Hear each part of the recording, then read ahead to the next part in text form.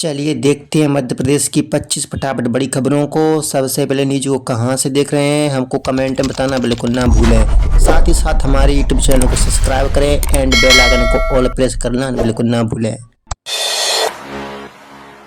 MP में किसान कल्याण पर फोकस। रबी सीजन से दिन में 10 घंटे मिलेगी कृषि बिजली।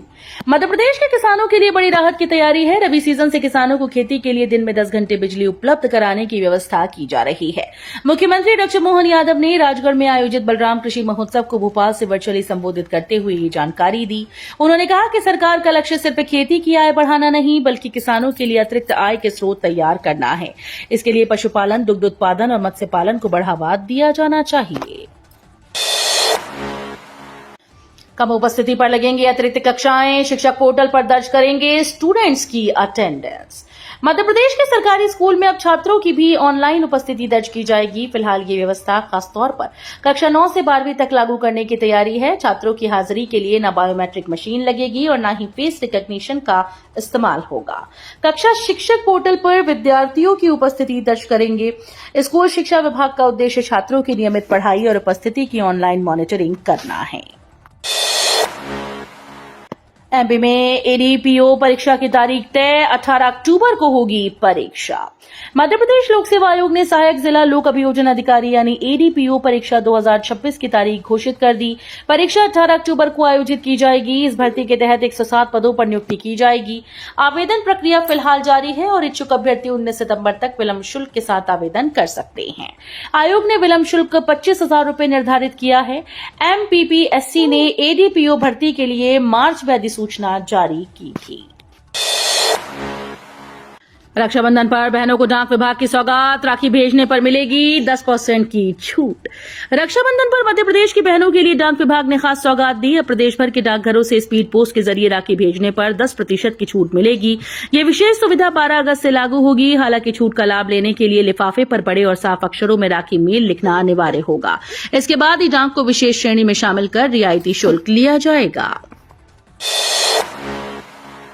एमपी में चौथे समयमान वेतनमान पर घमासान। 3 साल से लाभ का इंतजार कर रहे कर्मचारी। मध्य प्रदेश में चौथे समयमान वेतनमान को लेकर कर्मचारियों में नाराजगी बढ़ती जा रही है। वर्ष 2023 में 35 साल की सेवा पूरी करने वाले कर्मचारियों को चौथा समयमान देने का निर्णय लिया गया था और सामान्य प्रशासन विभाग ने इसका आदेश भी जारी किए थे। आरोप है कि मंत्रालय, विधानसभा और लोक भवन के कर्मचारियों को अब तक इसका लाभ नहीं मिल पाया। वहीं शिक्षक और पशु चिकित्सा क्षेत्र अधिकारी संवर्ग को इसका लाभ दिए जाने से असमानता का सवाल उठ रहा है। इंदौर में 12 लाख पौधों की होगी गिनती। 2 साल बाद जांचे जाएंगे कितने बने पेड़। इंदौर के रेवती रेंज पहाड़ी पर रविवार को पौधारोपण अभियान चलाया जाएगा। केंद्रीय विधि और न्याय मंत्री अर्जुन राम मेघवाल ने पौधारोपण किया। उन्होंने कहा कि भारतीय संविधान में भी वृक्षारोपण और पेड़ों के संरक्षण का उल्लेख है। अब 2 साल पहले इसी पहाड़ी पर लगाए गए 12 लाख से ज्यादा पौधों की गिनती की जाएगी। इसका उद्देश्य ये पता लगाना है कि इनमें कितने पौधे अब पेड़ बन चुके हैं और कितने सुरक्षित हैं। एमपी नीट काउंसलिंग 2026 में बड़ा अपडेट। सरकारी स्कूल कोटे के लिए डॉक्यूमेंट जरूरी। मध्य प्रदेश में नीट यूजी 2026-27 की राज्य स्तरीय काउंसलिंग को लेकर बड़ा अपडेट सामने आया। शासकीय विद्यालय विद्यार्थी कोटा के अभ्यर्थियों के लिए नए दिशा निर्देश जारी किए गए। कॉलेज आवंटित होने के बाद दस्तावेज सत्यापन के दौरान निर्धारित प्रमाण पत्र और अंक पत्र दिखाना अनिवार्य होगा। अगर अभ्यर्थी जरूरी दस्तावेज प्रस्तुत नहीं करता है तो उसे सरकारी स्कूल कोटे का लाभ नहीं मिलेगा। इतना ही नहीं, दस्तावेज पूरे न होने की स्थिति में आवंटित सीट भी निरस्त की जा सकती है। एमपी में 233 नए डेंटल सर्जन की भर्ती। जिला अस्पताल से मेडिकल कॉलेज तक मिलेगी पोस्टिंग। मध्य प्रदेश के सरकारी अस्पतालों में डॉक्टर्स की कमी दूर करने के लिए 233 नए डेंटल सर्जन की नियुक्ति प्रक्रिया शुरू हो गई। इन सभी का चयन एमपीपीएससी के जरिए हुआ है। चयनित डॉक्टर्स को नियुक्ति से पहले विभाग के पोर्टल पर ऑनलाइन रजिस्ट्रेशन कराना अनिवार्य है। इसके लिए 10 अगस्त की शाम 5 बजे तक का समय दिया गया है। तय समय सीमा में रजिस्ट्रेशन न कराने पर अभ्यर्थी की नियुक्ति रद्द मानी जाएगी। नियुक्ति के बाद डेंटल सर्जनों को जिला अस्पताल से लेकर मेडिकल कॉलेजेस तक अलग अलग स्थानों पर पोस्टिंग दी जा सकती है। रीवा एयरपोर्ट पर एथेनॉल को लेकर सांसद का बयान, देश में शुद्ध पेट्रोल है ही नहीं। रीवा एयरपोर्ट पर रविवार को एथेनॉल मिश्रित पेट्रोल के विरोध को लेकर भाजपा सांसद जनार्दन मिश्रा ने तीखी टिप्पणी की। उन्होंने कहा कि देश में पेट्रोल डीजल की जरूरत का बड़ा हिस्सा विदेशों से आयात किया जाता है। सांसद ने एथेनॉल का विरोध करने वालों पर सवाल उठाते हुए कहा कि जब देश में शुद्ध पेट्रोल उपलब्ध ही नहीं है तो इसकी मांग कहां से पूरी होगी। उन्होंने कहा कि भारत अपनी तेज जरूरतों के लिए करीब 80% आयात पर निर्भर है। लाडली बहना योजना के 3 साल पूरे, अब सरकार करेगी असर का मूल्यांकन। मध्य प्रदेश में लाडली बहना योजना को लेकर सरकार ने बड़ी कवायद शुरू की। योजना के 3 साल पूरे होने पर इसके असर और लाभ का उच्च स्तरीय मूल्यांकन कराया जा रहा है। इसके लिए कमेटी गठित की गई है। सरकार अन्य जन कल्याणकारी और हितग्राही मूलक योजनाओं की भी समीक्षा करेगी। कृषि और किसान कल्याण विभाग की योजनाएं भी इसमें शामिल हैं। मुख्यमंत्री जन विश्वास अभियान के तहत लाभार्थियों से सीधे फीडबैक लिया जा रहा है। एम्स भोपाल में जल्द रोबोटिक सर्जरी, कैंसर और यूरोलॉजी के जटिल ऑपरेशन होंगे आसान। भोपाल के एम्स में मरीजों के लिए आधुनिक इलाज की दिशा में बड़ा कदम उठाया जा रहा है। कैंसर और यूरोलॉजी से जुड़ी जटिल सर्जरी अब रोबोटिक तकनीक से करने की तैयारी है। अस्पताल प्रबंधन ने the Vinci robotic surgery system की खरीद के लिए टेंडर प्रक्रिया शुरू कर दी। केंद्रीय स्वास्थ्य मंत्रालय से वित्तीय मंजूरी मिलने के बाद सिस्टम की स्थापना का रास्ता साफ हुआ। उम्मीद है कि अक्टूबर या नवंबर 2026 तक ये सुविधा शुरू हो सकती है। भोपाल में हर घर तिरंगा का जोश, सीएम मोहन यादव ने शुरू की तिरंगा यात्रा। भोपाल में 9 अगस्त की सुबह देशभक्ति के रंग में रंगी नजर आई। टीटी नगर स्टेडियम से सैकड़ों युवाओं ने तिरंगा यात्रा निकाली। बारिश के बावजूद युवाओं का उत्साह कम नहीं हुआ और उन्होंने राष्ट्र सर्वोपरि का संदेश दिया। मुख्यमंत्री डॉक्टर मोहन यादव ने तिरंगा लहराकर यात्रा का शुभारंभ किया। युवाओं को आजीवन देशभक्ति का संकल्प लेने के लिए प्रेरित किया। इसके साथ ही मुख्यमंत्री ने सीएम निवास पर तिरंगा फहराकर हर घर तिरंगा अभियान की भी शुरुआत की। एमपी में 2027 के चुनावी रण की तैयारी, कांग्रेस पहली बार बनाएगी चुनाव प्रबंधन टीम।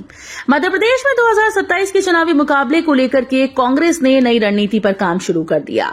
2023 के विधानसभा और 2024 के लोकसभा चुनाव में मिली हार के बाद पार्टी संगठन के साथ चुनाव प्रबंधन मजबूत करने की तैयारी में है। कांग्रेस पहली बार अलग चुनाव प्रबंधन टीम बनाने जा रही है, जो बूथ स्तर पर कमजोरियों की पहचान कर उन्हें दूर करेगी। मई जून 2027 से नगरीय निकाय चुनाव शुरू होने की संभावना है। कमलनाथ ने गिनाई अपनी सरकार की उपलब्धियां, कांग्रेस में बढ़ी सियासी हलचल। विश्व आदिवासी दिवस पर मध्य प्रदेश के पूर्व मुख्यमंत्री कमलनाथ ने अपनी सरकार के कार्यकाल की उपलब्धियां गिनाकर सियासी हलचल बढ़ा दी। उन्होंने बीजेपी पर आदिवासियों के साथ अन्याय करने का आरोप लगाया और कहा कि अब लोगों को कांग्रेस का दौर याद आने लगा है। कमलनाथ इन दिनों पार्टी के कार्यक्रमों में कम नजर आते हैं, लेकिन सोशल मीडिया के जरिए लगातार अपनी बात रखते हैं।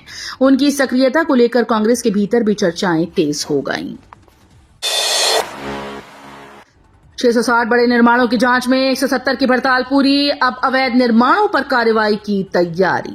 इंदौर में सैटेलाइट और आधुनिक तकनीक से अवैध निर्माणों की निगरानी तेज हो गई है। नगर निगम के PIMS यानी property information management system portal से पिछले 1 साल में हुए 660 बड़े निर्माणों की जांच की जा रही है। अब तक 170 निर्माणों की जांच पूरी हो चुकी है। जांच में 4 कॉलोनीज अवैध पाई गई, जबकि 5 बड़े भवनों की वैध भवन अनुमति नहीं मिली। निगम अब इन मामलों में दस्तावेजों की जांच के बाद नियमानुसार कार्रवाई की तैयारी कर रहा है। उज्जैन में आस्था के साथ निवेश और रोजगार का संगम, 18,000 करोड़ से बदलेगी तस्वीर। उज्जैन अब धार्मिक आस्था के साथ निवेश, उद्योग और रोजगार का नया केंद्र बनने की ओर बढ़ रहा है। सिंघस 2028 को ध्यान में रखते हुए केंद्र और मध्य प्रदेश सरकार करीब 18,000 करोड़ रुपए की विकास योजनाओं पर काम कर रही है। इन परियोजनाओं से सड़क, स्वास्थ्य, पर्यटन, उद्योग और जल प्रबंधन जैसी सुविधाओं को मजबूत किया जाएगा। सरकार का लक्ष्य सिंघस को सिर्फ 30 दिन के धार्मिक आयोजन तक सीमित रखने के बजाय लंबे समय की आर्थिक गतिविधियों से जोड़ना है। साइबर ठगों का नया पैंतरा, पुलिस से बचने के लिए नेटवर्क में जोड़े हैंडलर। मध्य प्रदेश समेत देश भर में साइबर ठगों ने पुलिस से बचने के लिए नया तरीका अपनाया। म्यूल खातों पर कार्रवाई बढ़ने के बाद ठगों के सिंडिकेट में अब हैंडलर की भूमिका सामने आई। ये तकनीकी रूप से दक्ष युवक और इंजीनियर दूर दराज के राज्यों से साइबर ठगी के नेटवर्क और बैंक खातों को ऑपरेट कर रही हैं। वहीं APK फाइल के जरिए लोगों के मोबाइल में सेंध लगाकर OTP जैसे संवेदनशील जानकारी चुराने का खतरा बढ़ गया है। दतिया उपचुनाव में भाजपा की रणनीति फेल, मंत्रियों की फौज के बावजूद 4 मंडलों में पिछड़ी। दतिया विधानसभा उपचुनाव के नतीजों ने भाजपा की चुनावी रणनीति पर सवाल खड़े कर दिए। पार्टी ने सामाजिक और जातीय समीकरण साधने के लिए बड़े नेताओं और मंत्रियों को मैदान में उतारा था। सांसद भारत सिंह कुशवाहा को चुनाव संयोजक बनाया गया, जबकि 6 मंडलों की जिम्मेदारी अलग अलग सामाजिक आधार वाले 6 मंत्रियों को सौंपी गई। इसके बावजूद भाजपा 6 में से सिर्फ 2 मंडलों में बढ़त बना सकी, वहीं 4 मंडलों में कांग्रेस आगे रही। गंगा चंबल की जैव विविधता से रूबरू होंगे विद्यार्थी, शिक्षा नगर स्कूल में खास पहल। ग्वालियर में पर्यावरण संरक्षण को लेकर बड़ी पहल हुई। शासकीय बालक उच्चतर माध्यमिक विद्यालय शिक्षा नगर में मध्य प्रदेश का पहला और देश का 41वां बाल गंगा प्रहरी कॉर्नर स्थापित किया गया।